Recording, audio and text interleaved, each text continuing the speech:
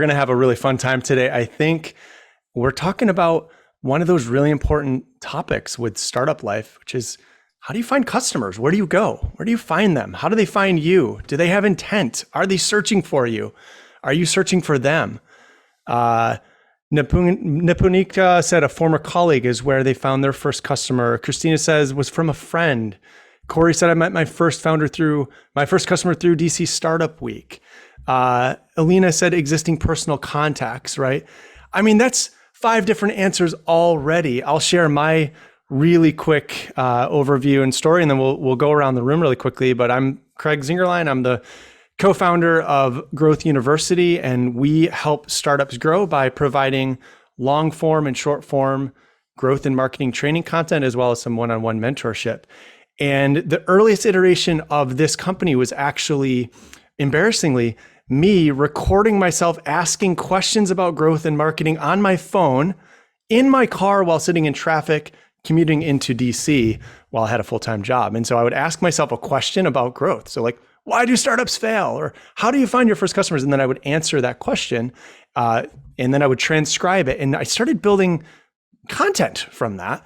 And again, this was very raw stuff. It was almost embarrassing. It's almost embarrassing to share this, but I churned that into a program, a course, and I promoted the heck out of the course on LinkedIn. And I think I had like 10 people on my newsletter at the time.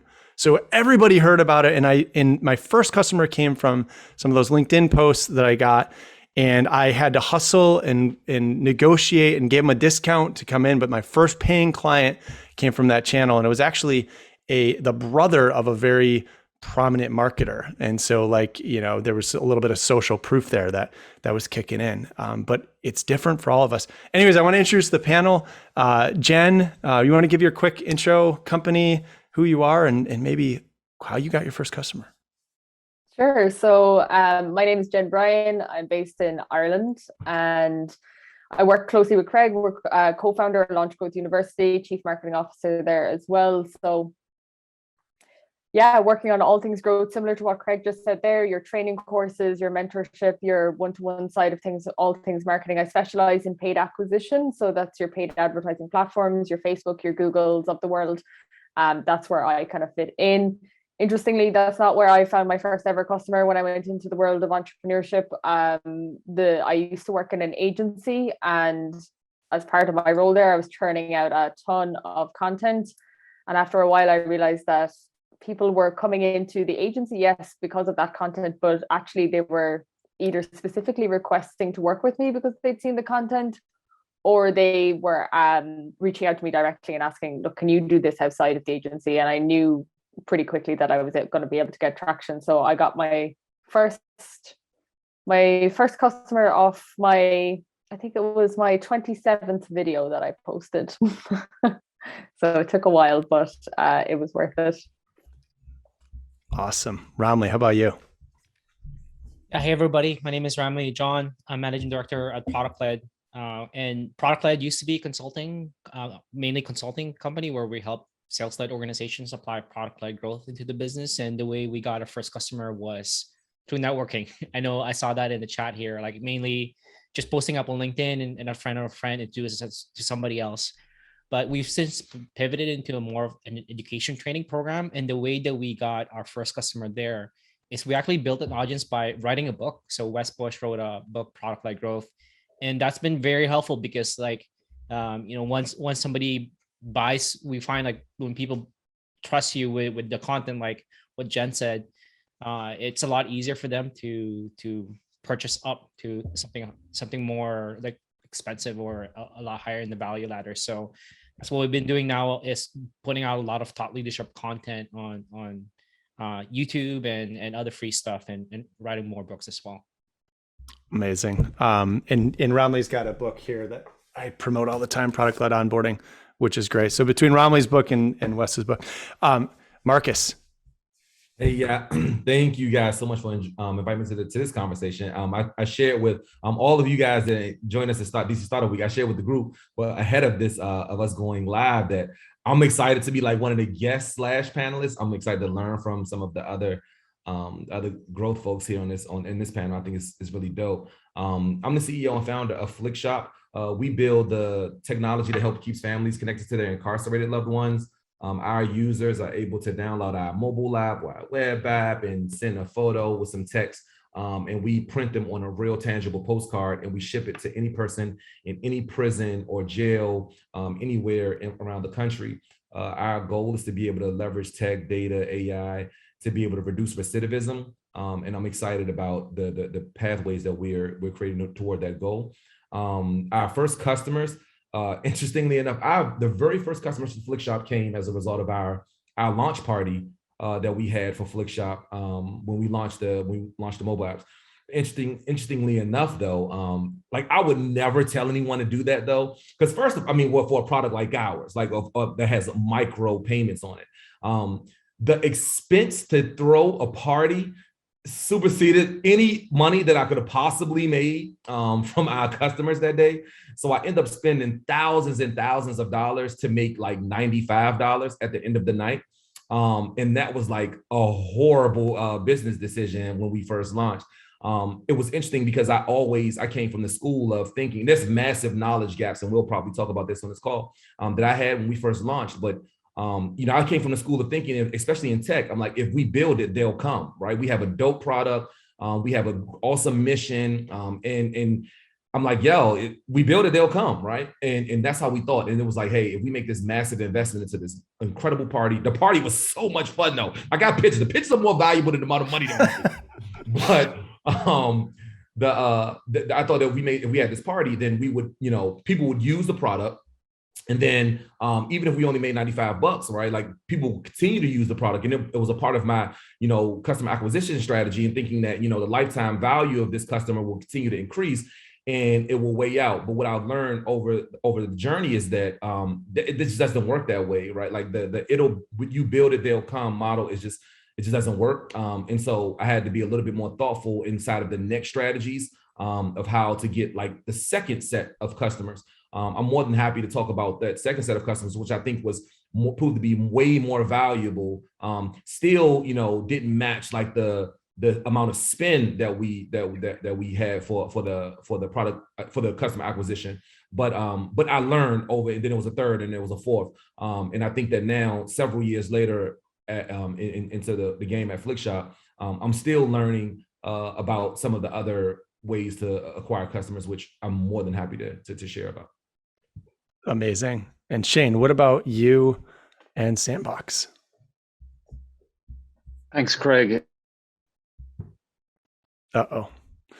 We might have a connection issue here. Here we go. You're sorry. back. Can you hear me now? Yeah, we can. Sorry, yeah, as I mentioned earlier, I'm at a conference in Florida, so apologies. I was trying to get set up at the hotel here, but I was just saying I kind of wish that DC Startup Week had Marcus organizing the after party. I think my Wi-Fi might be still kind of slow. Apologies. Yeah, a little bit. I'm the Chief Marketing Officer at Sandbox. So we provide content and technology along the military journey. And outside of, Sorry, buddy. I'm gonna we're gonna have Shane. Maybe let's stop your video and see if that helps, and then see if your connection stabilizes. And we'll just kind of go from there. I can. I'll change networks as well shortly. Okay. But there we go. Content training and content technology along the military journey. We work with a lot of military families. Shane, how did you get the first? How did Sandbox get the first download? So it was mainly through reaching out to people on Twitter that were talking about the problems they were having along their military journey. So similar to kind of Marcus, things that don't scale, things that we don't do today, but just trying to do anything to get the word out there in the early days. Yeah. Okay. Interesting. Yeah. So I think, and Marcus had touched on this a little bit. I mean, I think there's, when you think about, and first of all, there's a ton of content out on the web for finding your first customers. The challenge that I've seen with a lot of the content that's out there is it's mostly geared towards how did these big giant companies that are out there like Netflix or Airbnb or Uber, how did they get their first 1,000 customers? And the challenge there is that a lot of those origin stories go back really, really, really far. So those tactics and strategies may or may not work nowadays. I love the Airbnb example where they were literally selling boxes of cereal and they had like rented out their room, I think in San Francisco. I mean, think about the hack and hustle that went into that to just try to validate the problem solution fit. And then they built this giant multi-billion-dollar company off of that. But just to kind of frame it, I think one of the questions that I hear probably the most when talking to founders is, I have this idea, it's out there in the wild, hopefully it's live. Personally, I think the whole game of like having a situation where you're pre-launch or you're in stealth, there's really only been one or two companies in my entire career of 20 plus years where I've seen that there's more benefit in being stealth than not being stealth. But I guess I'll open it up to the panel. When we think about where to start with finding those initial customers, how do we think about that? For the audience here, like, where does your head go now that you've got 5 or 10 years in your respective businesses? If you're starting something from scratch nowadays, where do you start? I'm more than happy to jump in there and give my, so if I were doing it all over again, I think that one of the places where I would focus a lot of my time would be in my efforts and not like in spending money out of my pocket initially. And some of those efforts I would leverage would be to create, especially if I'm doing something in tech, but probably anything though, but I would try to create an inbound sales strategy. And my inbound sales strategy would be centered around content. My thing would be centered, like I would just develop a ton of content, and I would be thoughtful about the kind of content that I'm building and where that content is going to live. One, I'm going to create content that's going to live on my company's website where the product lies. I'm going to talk a little bit about my product inside of my content. When I say content, let's be very, very clear. I'm basically talking about a blog post, right? A news post, something about, somewhere on my website where SEO, where Google, Google likes it. And Google says, hey, this is really rich content. But when I think about the kind of content that I'm gonna build, I'm gonna ask myself the question, what are my customers Googling? Who are my customers? And what are they Googling? What are they searching for? What do they want to know? Because the thing I'm telling myself is, Marcus, you got to give a whole lot more than you receive from your product, right? And so from your customers. And so if you're gonna be thoughtful about giving, make sure you're being in our situation, because we connect people that are incarcerated. If I were to do it all over again, I would just, I would ask myself, what are people Googling that know someone that's incarcerated? You know what they're Googling? They're Googling what to do when my loved one goes to jail, or they're Googling how to find a criminal defense attorney, or they're Googling where's a bail bondsman. All of those things they're Googling, and I'm going to build content around that. And I'm going to help my customers by adding value to their lives. And I'm hoping that in this simultaneously, I'm building value for my website so that SEO recognizes that I'm an expert in this space. And I drive more of those that click price down. I got to drive that click price that costs my click down. And then after I build, have this wave of content around the things that folks are Googling, now it's time for me to be thoughtful about how folks are engaging on my website, who they are, and what is it that they're looking for. Yeah, and even just to add to what you're saying there, Marcus, I think there's even that reflection that someone has to kind of ask themselves early on in their business, because it's great to have a new idea. It's great to have a new solution to a problem. But if people aren't aware of your solution, then you have to reflect that in your content as well. So you have to figure out, do you need to build awareness first? Or do you just need to slot yourself in? You're another variation of a solution. People already know to search for you. They're already having that problem and they know to search, and you're building off of that. But I think a big kind of hurdle that companies don't get over is recognizing, and we discussed this earlier as well, Craig, that there's an issue recognizing that their solution isn't known, and they have to factor in the cost of building that awareness as well first. And that can be done really strategically through content as well, of tying it into maybe problems that people are having peripherally to the solution, or other problem solutions, and showing how their solution is a little bit better or different or more feasible or more structured. But it comes back a lot to what's my problem solution fit? Because if you have a known solution for a known problem, Google's your best friend. But if you don't, then you're going to have to really lean into that awareness on social media and really build an audience first. And it's a huge hurdle to get over when you have to build that awareness first as well. Love that. I mean, just to add to that, Jen, you mentioned about problem solution fit. I think a big thing as well is like founder problem fit, where I mean, my initial customers were based on me already having some kind of network or having some kind of audience in that space already. If I had to start from scratch, I'd ask myself, like, am I building the right product for the right market? Because like right now, if I was trying to build a product for, let's say, for moms, which I'm not a mom, I'm gonna have a hell of a time trying to find my first customers versus, I'm very product focused, and I created a product for product managers. I already have hundreds of people in that network. So I think if you already have a network, an audience, you can really tap into that and really build that up. And that founder problem fit can really be your source for a lot of people for the first customers as they scale up their content, their SEO efforts, and all that stuff. It's one hand-to-hand combat essentially, where you're like kind of figuring out who to talk to and start from there. And Shane, I want to give you space to pop in if you'd like as well.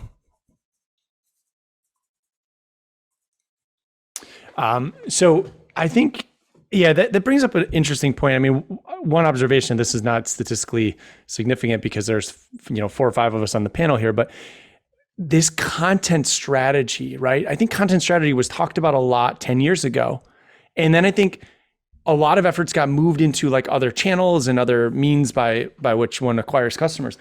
And I don't know if you all are seeing this in the industry, but with a lot of the device changes that are happening and performance marketing shifts and trends and things like that, kind of owning that audience, building and owning your own audience, whether that's your company brand or your personal brand, is absolutely vital and key. And I think that overarching content strategy is what is becoming the leading driver of everything else, whether it's community development or paid acquisition or Google search or LinkedIn or whatever it is.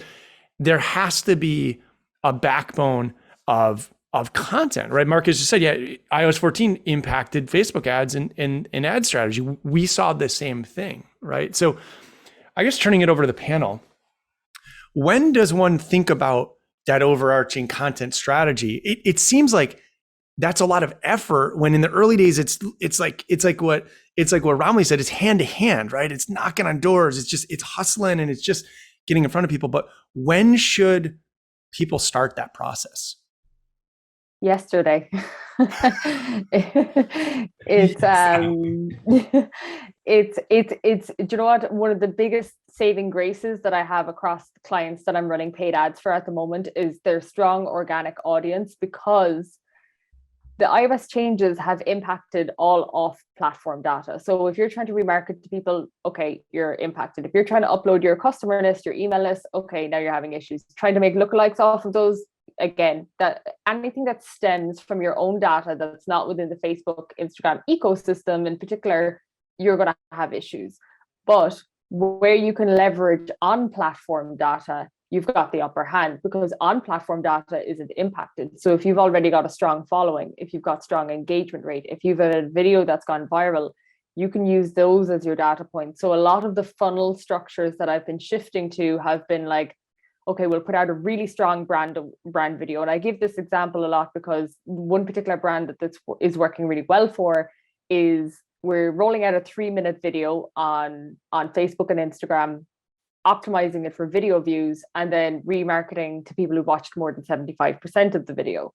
Now, people always say to me, Facebook, people's attention spans are short, 30 seconds, go, go, go. That's not the case. I think it's actually a little bit of a myth and a rumor that people have a short attention span. I mean, we're all very comfortable to sit down and watch 8-9 hours of Netflix if given the chance. It's because it's highly entertaining and engaging content. If you have strength behind the message that you're putting out there, people will take the time to look at it. People's attention spans aren't as short as we think.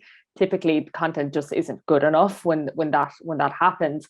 But your organic content, especially moving in. I mean, like, we're all seeing the impact of iOS 14. Android is soon to follow. I could easily estimate that everything will be pretty much privacy first by 2023, at least on mobile devices. So if you don't have that bank of data in terms of your own organics side of things, you're not building your lead gen. If you're building lead gen on Facebook as well at the moment, try the on-platform lead generator, because again, it's on-platform data, even though you can take it off platform afterwards and use it for your email lists. Try to figure out what on-platform data that you can leverage, as well as building as much of your own data as well, because then you end up spending less money regardless over time. I know I'm a paid ad specialist and that's my bubble, but that's the way things are moving. Things are changing. Super, super interesting. I would add that I got myself into a bit of a panic mode over the last year when I realized I should have been building my own darn audience for the last 10, 15 years, right? And those who did that have such a big competitive advantage. And again, a lot of that came from that early adoption of content and content strategy, which is super, super interesting. I love that. Yeah. And Craig, I want to piggyback. Like, I think, Jen, I'm so grateful that you said that it was like, it's such a myth that people have, only want to watch these 30-second clips, or will only engage with, an article that has one paragraph of really quick information. I mean, we all love snippet stuff, right? Why TikTok is so popular. I mean, we all love it. You know what I mean?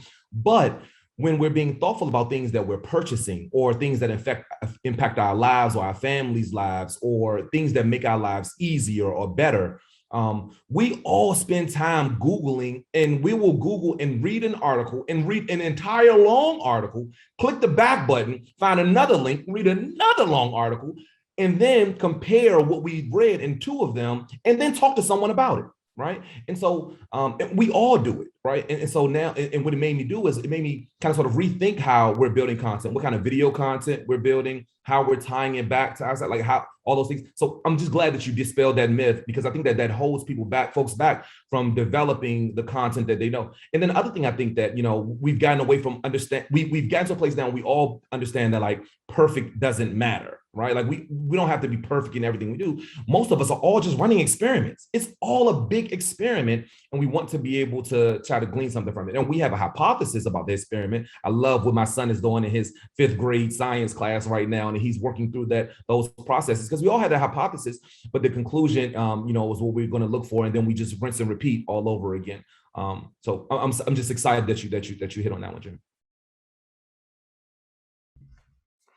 Absolutely love it. Really great insights. How do you, so we've talked about this concept of kind of content leading kind of early customer discovery. How do you know what the balance is between being salesy and just providing value, right? So if you're a founder, let's say you're a founder and you had a full-time job and you're making money, and then you quit to start a startup or to join a startup. And now you're like, oh my God, I got to pay the bills, all these things that like founders have to face. Your natural instinct, I think, is kind of like around survival and in like feeding yourself, right? And maintaining some sense of lifestyle. So naturally you start to get into this kind of sales mode. How do you balance that? Like early on, I'm thinking like if anybody here's jumped ship and taken on a lot of risk, how do you know like what's right in terms of when should I be selling? When should I be just giving stuff away? You hear a lot about give first. Like I do hundreds of mentor calls a year, right? And I don't monetize those, but the return, there is some return there. But how do you guys think about that? Yeah, there's a lot. Sorry, Shane. Go ahead. Yeah, I might jump in when my Wi-Fi is still working. Yeah.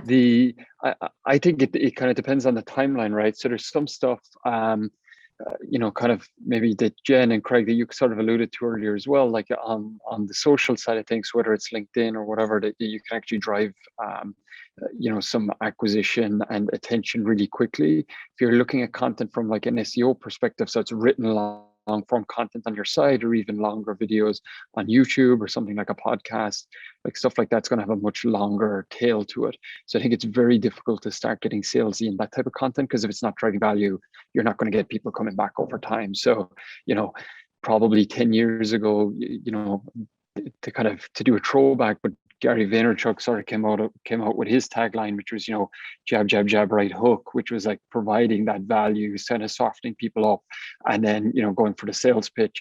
So I think, you're adding more and more jabs to that every day. And some of that's dictated to them by the channel as well that you're dealing with. Yeah, I agree with Shane. I think that there is an internal panic, and I felt it myself when I went out on my own first. There is like there's a bubble inside you freaking out, and it's very easy to do lots of mistakes. And one of them is selling off the bat. Ironically, the less sales content you put out, the more sales you'll get. And the other thing that comes hand in hand with that is either giving stuff away for free too quickly, or undermining your value and taking in client. Like, I was service based when I went out into the world of entrepreneurship first, and my other mistake was just hoarding crappy clients like at the start and being like, yeah, okay, you can pay me half rate. And then sure, I was at one point I just had to just scrap that as well. But there is some nice strategies to the content side of things as well, in terms of like, everyone knows you need long form, short form. There's multitude of things you need, but one strategy I found really helpful was rolling out a podcast, camera in front of you, you video record it, you strip the audio for the podcast, you have the full length video for YouTube, transcribe it for the blog, and cut 3 or 4 clips from it, and you have social media content for the week. And you've sat down for 20 minutes, maybe done 2 or 3 hours of editing afterwards, and do it in bulk if you're going to do it. You need bulks of content as well at the moment. So that's just a nice way to structure it as well. I think that distribution is often what gets overlooked. I think one mistake that a lot of founders make, and I was certainly in this boat, was produce. Like, I could whip together tons of long form content, but then it's like crickets. If people don't see it, then unless it's a personal project and you just want to hoard the content yourself, why did you do it? And I've really had to learn, I think we're all kind of learning that distribution, it's not necessarily about the quantity, it's about both the quality, and then your ability to get it in front of people is what really matters. Yeah, I love that, Craig. One of the things that, Jen, I love that, like, anecdotally, you gave us a way of how what something like that could look like, creating the long form video content, transcribing it, turning it into a blog post, creating micro content from that to be able to leverage for social. I do it, example of that, I do it. I mean, Craig, I think that, like, you piggybacked it like, yo, but wait a minute, what if people don't see it? And then you creating all this stuff. Is it a hobby or is it really your business? And I think that, that's an interesting question that I'm asking myself currently. We create IG Live called Marcus Ask, and we do it every other week or so. And during that, 30-minute interview on IG Live, we ended up chopping it up, putting it on a long form content on YouTube, transcribe it, post that on our blog on flickshop.com. And then we create these micro pieces of content that we leverage for IG and Facebook, and IG, Facebook, and Twitter as well, and LinkedIn. And what I've learned from this, along from that journey, one of the things that I found interesting from this is that after creating some of that, the micro content that I've built from the long form content is typically what I leverage in order to be able to build my product and sales strategy on.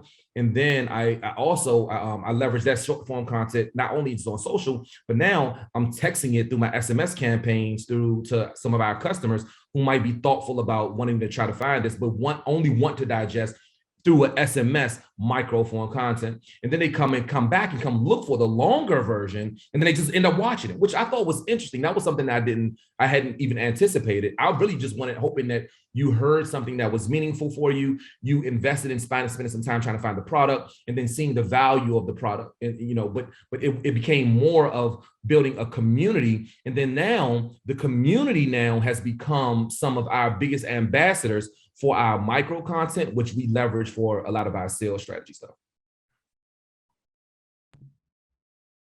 Awesome. Love these inputs. I'm going to switch this up a little bit here and ask, what percentage of your first year, so all of us on the panel are like fairly far, I would say, into our company growth. I mean, I think, Flickshop and Sandbox certainly are ahead of where we are. PLG, I think among the group, probably Growth U is the earliest stage.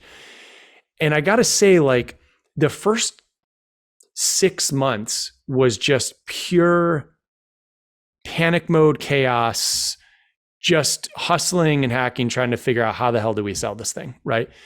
And now we're starting to get organized. So question for the panelists, what percentage of, say, that first year is kind of unstructured, trying different things versus, and when do you figure it out, or have you not yet figured it out? I can jump in here first, but I think the majority of it is like completely unstructured. Like really what you're doing is, like what I mentioned kind of earlier, is like doing those things that don't scale. So effectively you're going to events. If you're asked to go speak at anything, you'll go anywhere where there's more than, you know, 2 people together in a room, and you sit down with them. And it's a great way as well to get feedback on like what it is you're doing, what's working, what's not working, seeing, you know, if possible, seeing the users use your product as well. Because, you know, particularly if you're technology based, seeing someone click through the flow, understanding that, and then being able to iterate on that too.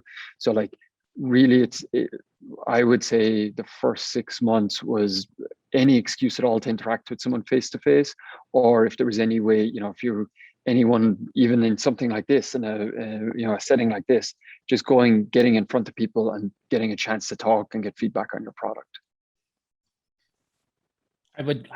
I would say the same thing as Shane. I think it's very uncharted. It's in a sense like it's something that Marcus brought up earlier on, running a bunch of experiments. And when I say experiments, just like let's try out like video content, let's try out Slack community, and after 6 months you kind of see which one sticks, and really double down on that. And what we found is our Slack community. We built this whole Slack community for product people, and it's been a great source for our training program and other things. As well as the book. A lot of our students have found they read the book first before they sign up. So I think the first 6 months is just like testing out type of content as well as distribution channels. And once you figure that out, it's now like, okay, how do we scale this up and really double down on just 2 or 3 and really put all our resources there. Romley, I love that you like in that one short blurb, like 2 times you said we found something that worked and we doubled down on it. One of the mistakes that I was making in my earlier years, and when I say earlier years, I mean like almost like yesterday. But one of the things I made in my earlier years was that I was so, you know, intentional about trying to figure out how to be able to build trying to build out all of these platforms, whether it be all in a social, in our newsletter, you know, in a blog, all these places. And I was just like, yo, I got to build here. We have to make sure that Facebook is jumping and Instagram is jumping and Twitter is popping and LinkedIn is doing its thing. And what I knew was that Facebook was our most valuable distribution platform of a lot of our content. And so as a result of it, because of it, I got lazy on Facebook, and I'm like, I got to focus on building up Instagram to get it to the place where it matches the success that we're having on Facebook, which it was a massive mistake, right? Like, why didn't I just double down on what the things that were working? All of us we can pinpoint the channel that's the most valuable for us, right? You know it, you know what I mean? And when that happens, when you find that Marcus, that's me talking to myself now, when you find that Marcus, double down on that, right? Don't be like, oh, but this one isn't doing anything, we got to raise this up. No, don't even spend your time on that. You can get that later. You can build a team around that later if need be, right? But if you're having success there, why not focus there? I completely agree with Marcus on this as well. I think that you have to double down, especially early on, because I think you can watch the Gary V's of the world and you can watch these big influencers who are like, well, what if LinkedIn was pulled in the morning? You need to diversify across all of your different platforms. You need to be part of everything. But in reality, like, platforms aren't going to drop off the face of the earth tomorrow. You have time to double down now, and you have time to start testing on another platform. Yes, I would say it's important to diversify, but not at the expense of like your first 6 months to a year, because the platforms aren't just going to drop off. I know iOS 14 was something that, like, basically for some people made Facebook drop off the face of the planet, but it's still there. There's still things you can do, but I wouldn't diversify too early. If you have some traction somewhere, just lean into your traction wherever you see it. Super, super interesting. And, you know, I think one of the things that we did internally and probably just our team and our investors know at this point, but we at Growth U, we were focusing a lot on that paid acquisition, and we were scaling nicely with that. And then with changes happening in the industry, also with like, depending on product pricing, so how much your product costs may help steer what channels you focus on. And we, again, not to like continue beating on content strategy, but we've doubled down and tripled down on content strategy. In fact, our latest hire is somebody that's doing content full time for us now. And if you get behind the hood under the hood with a lot of these higher growth startups, they've realized this relatively early on. Let me ask you all this, like, we've been talking about content a lot, but how do you know, or how do you find a signal in terms of what channel might be a good place for you to start? So we talk about doubling down on stuff that works, but how do you know what's even working or not working? So do you go really wide for a little while and try stuff on Twitter and try stuff on Facebook and Google, and you try to get email addresses, you do cold outreach? At what point do you start to understand that there is a channel, and what do you use to decide whether or not something's working within that channel? I think even taking it a step further back, in the sense of like a startup looking at all the channels and saying, okay, I have a new business idea and I need to create social media accounts. Just go to your competitors first and foremost. Go to Facebook Ads Library, go to the different tools out there that lets you audit these different things, and get a general gauge on where your competitors are finding the best performance. That doesn't mean to go somewhere else because they're winning on that platform. There's plenty to go around. But if you can get a little bit of a gauge on how well your competitors are doing on different channels, and also it might come back to things like, if you're really good at writing, you might need to just lean into that, as opposed to if you're just not going to be good at creating video content. That you have to kind of strike a balance between your talents and skill set and the where your audience actually is hanging out, and where your competitors are finding that organic strength as is. You could always do paid acquisition tests, but that's going to cost you money as well. You can get early signals to test on platforms, but that's money out of your pocket. Whereas if you can just start doing a bit of research, you can get those answers too.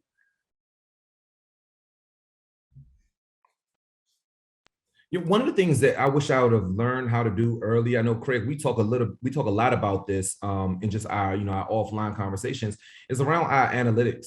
I mean, we look at our analytics often now, you know what I mean? Like it's sometimes, it's frustrating. Other times, I get really excited when I see growth. But I leverage Google Tag Manager and the Facebook Pixel inside of our tech to be able to help determine where people are going and where they came from.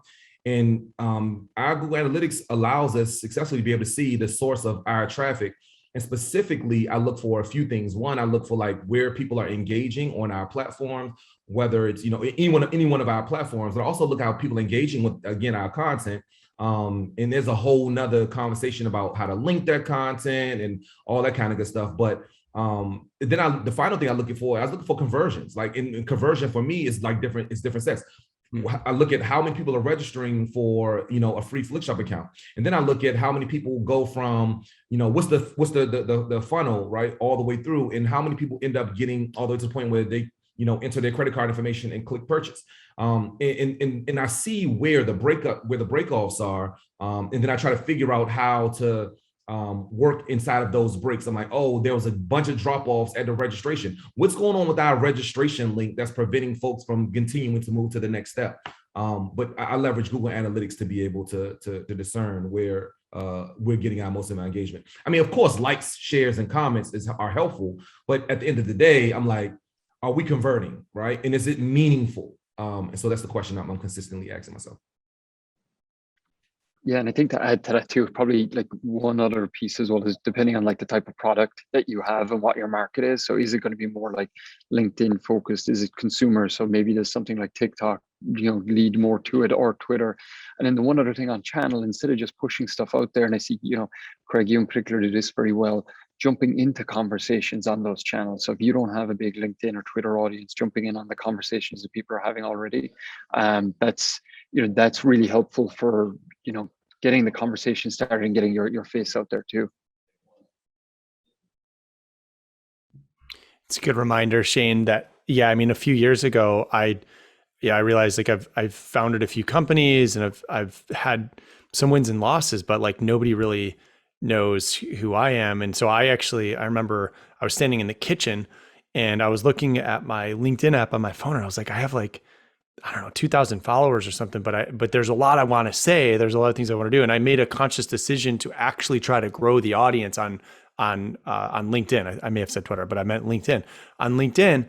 And it actually kind of worked, right? Again, but it's a lot of like, you can't really explicitly sell, but now when you get up to, 5, 10,000, I mean, Shane's got a massive LinkedIn following. Marcus, I know you're big on social. Jen, Romley, like all of you have these really great audiences now, and you're giving a lot of stuff out for free. You're providing a lot of value. And then when you ask for something, you actually get a reaction, which is pretty awesome. The other thing I think is worth pointing out is that Marcus was speaking to here is around the conversions in the funnel. And Romley, I know this is the whole area of focus for the Product-Led Growth Institute. But the thing about getting customers is it is easy to get caught up in the high level likes and clicks and things like that. But really it matters, like everything happening downstream matters. And if you've got a SaaS platform that costs some amount of money, for example, you have to do a lot of work to convert that user. So how do you think about that, Romley? I guess to put you on the spot, how much work do you put in to find those early customers once they kind of become aware of your brand? Yeah, for sure. I mean, it goes to, it really, Marcus got it head on, like having those analytics and finding the drop-offs in terms of that journey is super, super critical. And just identifying where people are leaving as soon as you get them on board. I mean, that's for people who are signing up for something. It's also true for your content. Like once they've consumed like your Instagram posts or things like that, what is necessarily the next step? What is the next piece of content? So you're kind of leading them on a content journey, so to speak, from like very top of the funnel, where like they're just becoming aware of you, what you do, and now you're starting to lead them down, quote unquote, down the funnel. But I'm not a big fan of that analogy, but leading them on a happy journey towards this great moment where you're helping each other out. Like you're actually helping them succeed at the same time. They're becoming a great customer for you. And it's like it's a side-by-side journey with you and the customer going forward. I think that's really where it's critical there. Love the happy journey. It's a great way to talk about it. Does anybody else have anything to add on this theme? If not, I've got a. It may be a good point, Craig, to mention some of your pirate metrics. I know when you're trying to get to, it's a difference with the very first 1 or 2 customers, but as you're starting to scale it out, it's important to be able to track that. And as Romley mentioned, you have the funnel piece there, but what are those numbers you're tracking on each? So I'll leave you take the lead on explaining what pirate metrics are. I think it's basically awareness, acquisition, activation, retention, and referral. I think is revenue and referral, which is fun. I think Dave McClure from 500 Startups is the one that coined that. But it's basically like the flow of customers and users through your product, and you really do need to focus on each and every one of those. And we've got quite a few questions. I see Sammy's got your hand up. We've got some questions in chat, so maybe we'll go for 4 more minutes on the panel. But I wanted to ask Jen a question on whether or not on the spot. So I read a lot of stuff online from marketers that are very opinionated about you should not spend money on paid acquisition before product market fit. You should test by spending money because you get a faster signal. It's all over the place and it's often binary, right? Like some thought leaders like you should not spend money on ads, and then somebody else is like you should. Organic's the only way to go. Do direct outreach. How do you think about whether or not one should spend money out of the gates for acquisition? So first of all, I love when someone comes to me and they're like, I have this idea. I have nothing but a landing page. I want you to drive ads to it and just see if people fill in this newsletter form. And it's going nowhere. They're actually hitting a dead end. They're actually just using it to get a gauge on their idea. And they're not spending a ton of money. They might say, look, here's $50, €50, and structure this into a campaign and just give me a gauge on your gut on the reaction of those impressions, because you can do that. Now, that being said, picking the platform very carefully and all of that, it comes back largely to the skill set of the founder or the person as well, because, for example, like I can put creative content together and I can roll out effective Facebook and Instagram campaigns. But if I could, I'm not the best when it comes to technical SEO, for example, but I might need to go off and get a special. It really kind of comes back to doing your research to begin with your problem solution fit, like what I was discussing earlier, where if you have a new solution or a known solution or a new solution, it's all well and good to have a new idea, but no one knows to search for you and you have to build a way. It kind of comes back to what that is first.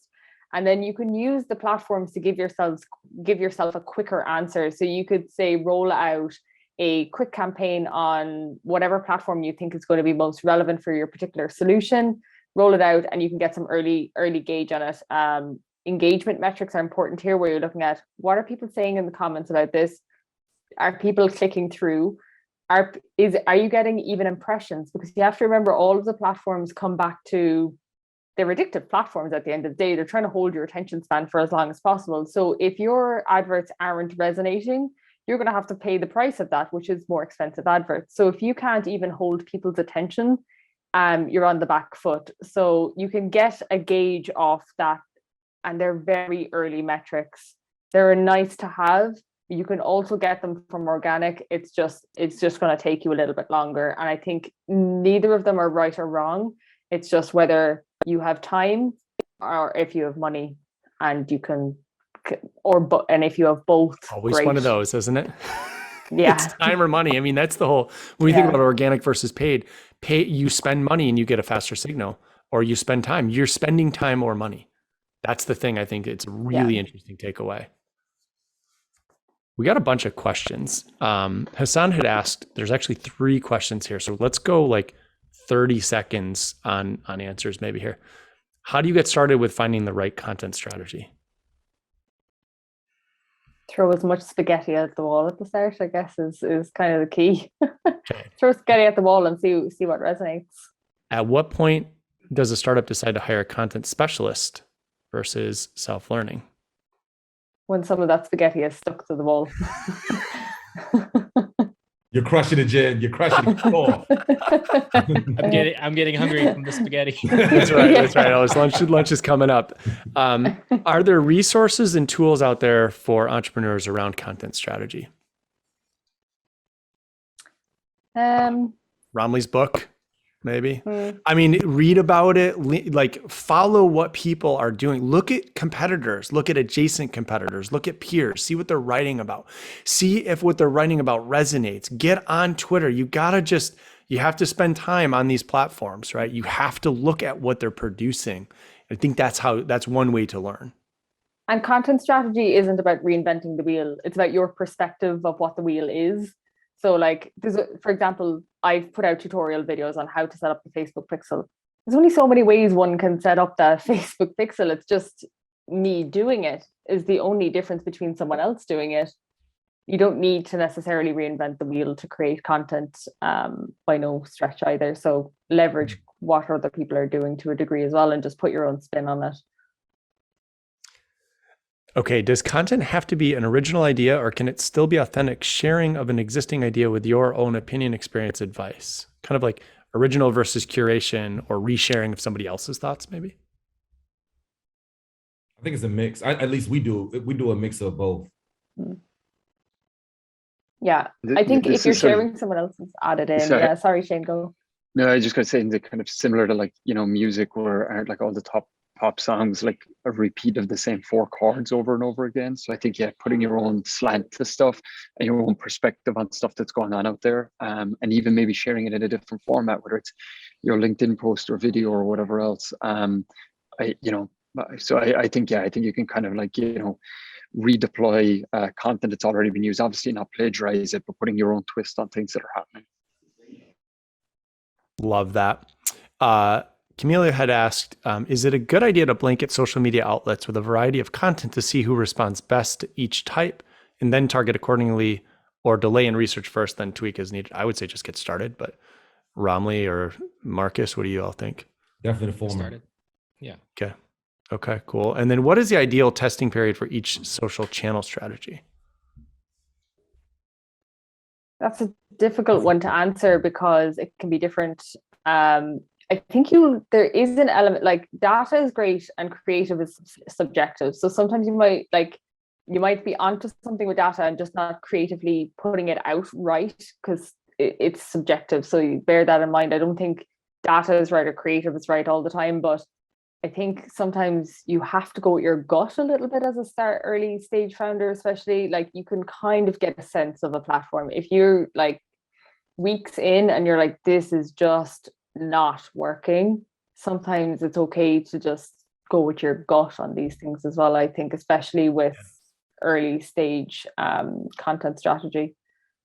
But I think also I love that answer, Jen. One of the things I always want to piggyback on, like, I think for myself, I think if whatever the testing period is, don't get lazy and during the testing period, and be consistent during the testing period, because you won't know if you post once or twice, even in a 3-week span, and you're thinking that that's going to give you the gauge of whether or not that content is successful or not. I don't know if that's going to be able to do it successfully. So I think that being consistent and, stick to your strategy of just like push it, like, thank you, Ron, like jab.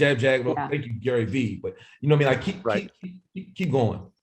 Yeah, I think, to exactly what Marcus said there, in the sense of, like, if you know in your gut that you've put your heart and soul into testing a platform and it's not working, then call it. But if you haven't put in the work, then you actually don't know if it's not going to work for you. A lot of folks we talk to are like, I did this thing and it didn't work. And we're like, how long did you do that thing for? And they're like, for a week. I'm like, no. I think I just want to add to that around like testing out different platforms. You want to make sure, like Greg, you said it earlier, around like you want to observe what's working there. So something that works on LinkedIn might not work on Twitter, just because of the way that it's structured, or the way that the hook comes in. Something that works on Instagram stories might not work so well on TikTok, right? So I think that's something just you gotta really, if you're gonna test it, observe what really works there first, and don't just. This is my mistake. I was like, let's be efficient and copy and paste it in every single platform. It's not a great way to test. You will really want to customize it for that specific platform. Amazing. We've got about 4 minutes left. We have a hard stop at 1 because there's other modules starting after this one. So we'll keep moving. Which platforms would you use to begin with? I just go around the room. What would be the first and second platform if you were starting a new business right now? Go, Jen. Because I'm B2B, LinkedIn. Marcus. Because we're on direct to consumer, I'm Instagram. Shane. Yeah, LinkedIn for B2B and probably Instagram for direct to consumer. Romley. I have a huge network on Twitter, so I'll probably stick with what is the biggest I have. Awesome. Okay. What percentage of content should be reviews or comments on the product or services? What percentage of content should be reviews or comments on the product or service? I guess this is the question. Let me reframe it. When you're talking about yourself, how much of it should be kind of about maybe social proof on the product, or talking about the product versus more like thought leadership in the industry? I think social proof is hugely important, so I'd factor it in as much as possible. I wouldn't really do it as so much as like, oh, hi, I'm Jen. Look what this amazing person said about amazing me. Like, I don't structure it like that. More kind of like user-generated content, natural content in particular is really powerful. Any form of social proof is really helpful, but I think where you can overlap social proof with your thought leadership is where you really kind of get a nice little golden nugget there as well. And I think telling the stories from your customer's point of view and telling their stories and making a big deal out of them and what they've achieved is also cool. And, particularly if it's like a product like, or is it Sandbox or Marcus's, like those human stories are going to be some of the most powerful things you can do as well. 100%. Sammy had asked, how do we do marketing? This is like lightning fire, by the way. Thank you, everybody. How do we do marketing for B2B startups? I could be wrong, but I feel the whole content marketing works for B2C more.